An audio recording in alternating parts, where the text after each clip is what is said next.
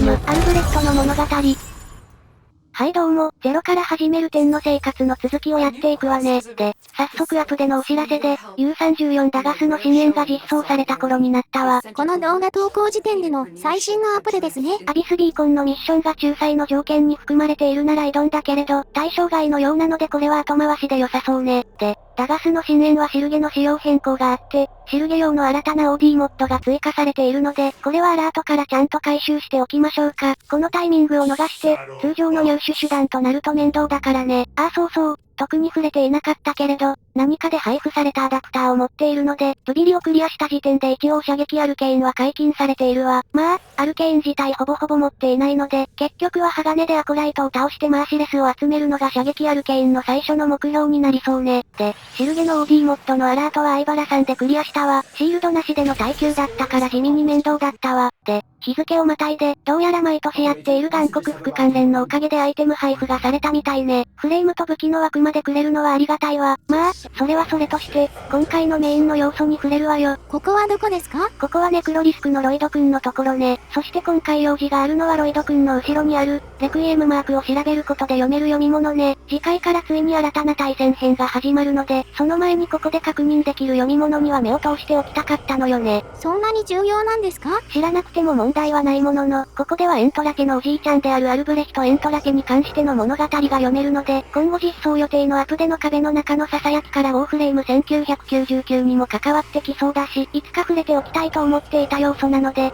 このタイミングで触れておくことにしたわ。G が足りません。ここって制限あったの？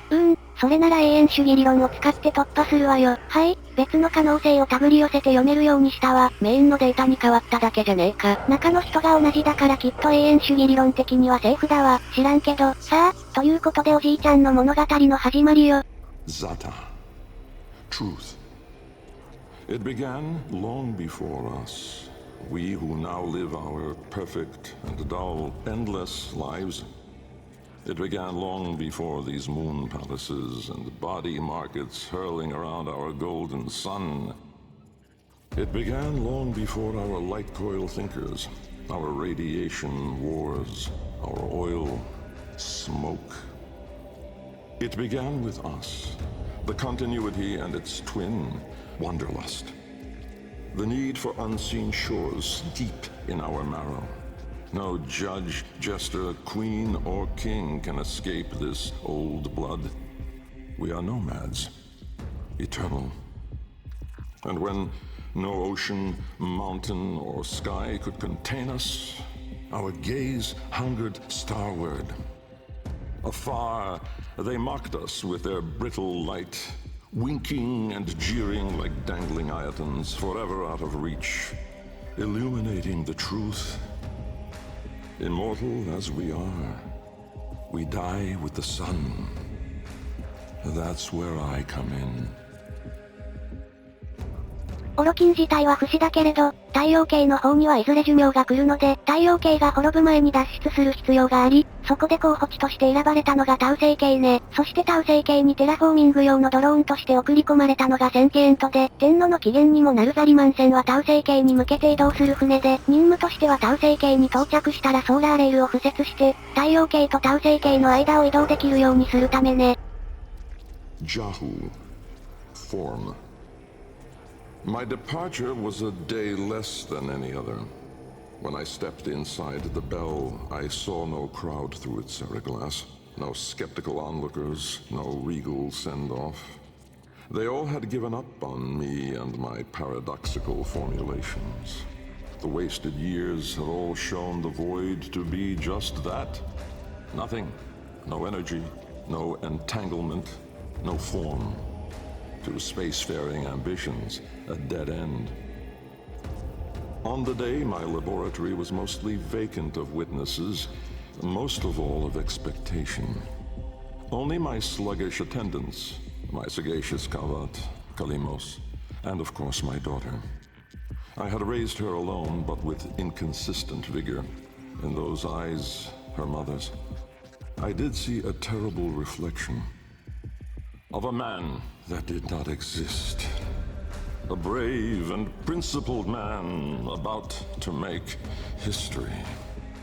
In truth, He was a void himself, an outcast, a joke, and nothing. Driven by my humiliation, failure had made me bitter and reckless. I would dive into the depths myself to prove them all wrong. I gave the signal. My daughter grasped the lever. Kalemos then belted out a desperate, rasping growl. But it was too late.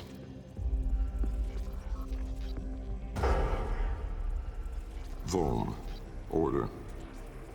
The calipers yawed open the wall between worlds, stretching there a black trapezoidal gap. A door, a mouth. It yawned in the light of the room, splintering it to mesmerizing, unearthly hues.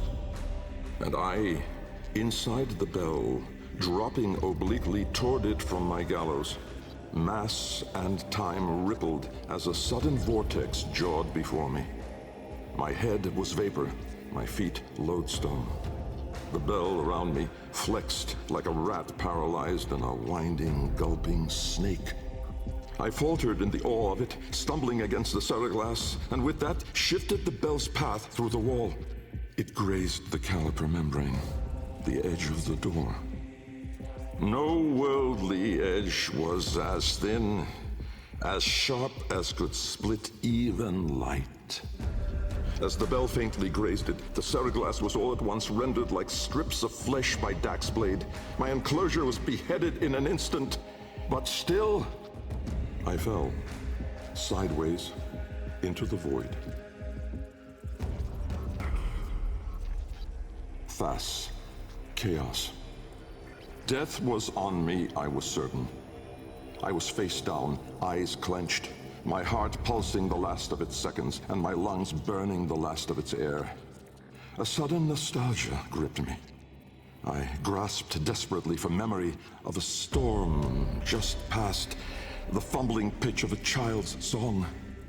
Yet all these thoughts seemed to steal away from my mind like smoke through a vent. I would die empty. I then became aware of another sensation, physical, a web of pain, needles itching into my arm. At once I realized I was alive. Laying in the bell's shattered ceraglass, I groped the ground, warm stone, the floor of my laboratory. So, I had never left. And so, I had failed. Again. I heard a crunch alongside me. Someone stepping through the shattered glass. With great shame, I gasped and rose my head to face my daughter above me. But as I opened my eyes, it wasn't her. It was me. 自分と同じ姿のもの、壁の中のものとの開口ね。Riss. Light. The senselessness of it. The paradoxic, the vague, untimed form. I was alone, but not. For I stood there confronted by myself. A twin, but no brother. A reflection, but with dimension. Behind him, no horizon, but a vast broiling sea of caustic light pierced at random by black pin stars. And closer, around me, a gale of flowing vapor, profane in color, billowing relentlessly into the nascent lack, seeking all directions. I was standing on a precipice of familiar stone, jagged and unanchored as though cleaved directly from the very floor of my laboratory. I wondered at the vapor's path, smoking outward more, leaving behind now the walls, the filigree gold, the rare cuts of marble from my home. I knew at once the vapor's source. I turned away, back toward the wall, the trapezoid I had yawed into it. Vapor erupted inward at the gap, but not just from there. For as I rolled my eyes back, I saw the same. A great steam of scintillation smoking out from my skull. Dumb in awe, I faced toward my chimerical twin. He spoke. Kra, time. An old name, unspoken in the centuries since my mother reared me. A soft hiss, soothing as a viper's gaze. Little Bengal. The other me reached out, offering his hand, gliding toward me without moving, as though the distance between us was now collapsing. A confusion, most euphoric, filled my mind. With the shred of wit that remained, I decided that I should run for my life. At once, crazed and frantic, I fled. But I made no forward progress. Instead, the world compressed ever more around me, as though I were an anchor pulling the shore to reach. When I arrived at the door, or rather, the door arrived at me, I howled, hurling myself inside, out. And then and there I was, lost and unlost, howling on the floor in harmony with my wretched Kalimos, lacerated in flesh and heart, scattered as the bell glass, spilling blood and stomach on the cold stone floor. But I sensed the other there, at the wall's breach behind me, reaching still. I screamed, but my voice was gone. Forever. I looked, but my eyes would never see again. I swept my fist across the floor, snatching broken shards, and in gripping tightly, I filled my hands with ink. Close it, I wrote. この閉じろの時に、壁の中のものの小指を切断していたみたいね。そして、ここで小指というドロップアイテムを手に入れたおかげでボイド技術が一気に飛躍するわ。この小指のレプリカはザリマンのミッションのアルマゲドンや、レールジャックの動力源として登場しているわね。ザリマンの方はレリクアリドライブ、レールジャックの方ではレリクアリキーなどとして関連要素があるわね。Netra. Decay. Time, to us, is all but conquered. Our sacred Kuva moves us on to new skin.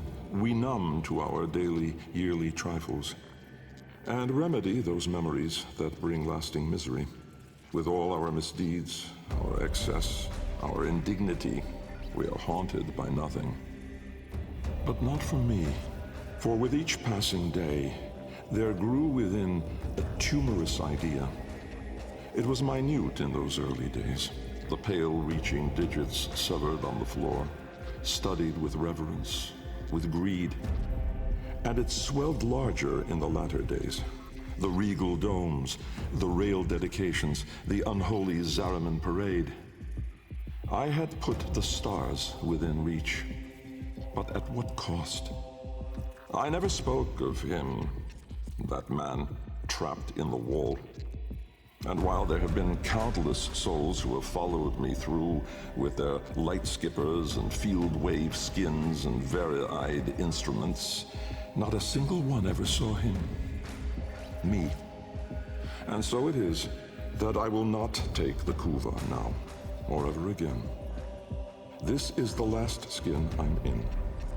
Because of this idea, that I cannot be sure that in all that smoked commotion, in all that panic and fear, in that bending light and blinding dark, was it I who escaped? Or the other? ボイドの中で出会ったもう一人の自分が外に出ているかもしれない。同一人物が複数いるとまずいので、アルブレヒトはクバの摂取をやめ、無限の命を捨てたわ。Loke. Void. From brooding gulfs are we beheld by that which bears no name. Its heralds are the stars it fells, the sky and earth aflame. Corporeal laws are unwrit as suns and love retreat. To cosmic madness, laws submit, though stalwart minds entreat.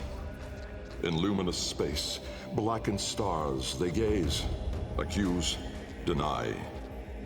Roiling, moaning, this realm of ours in madness lost shall die. Carrion hordes trill their profane accord with eldritch plans. To cosmic forms from tangent planes, we end as we began. ということで、アルブレヒトが壁の中のものと出会い、ボイド技術を手に入れた経緯について語られたわ。順当に考えれば、この後アルブレヒトは寿命を受け入れて生涯を終わらせていそうね。そうなると今年の天のコンでの壁の中の囁きや、ウォーフレーム1999で姿を見せたアルブレヒトが何者なのか気になるわね。まあ、それらは将来のお楽しみにしておきましょうか。といった感じで今回はおしまいで、次回からはついに大型クエストの新たな対戦が始まるわ。かっこいい演出が多かったり、これまでのウォーフレームの集大成のようなストーリーで物語自体は好きなので、潜入とか隠密とかステルスとかそういった面倒な要素からは目をそらして頑張るわよ。では、ご視聴ありがとうございました。バイバイ。また見てね。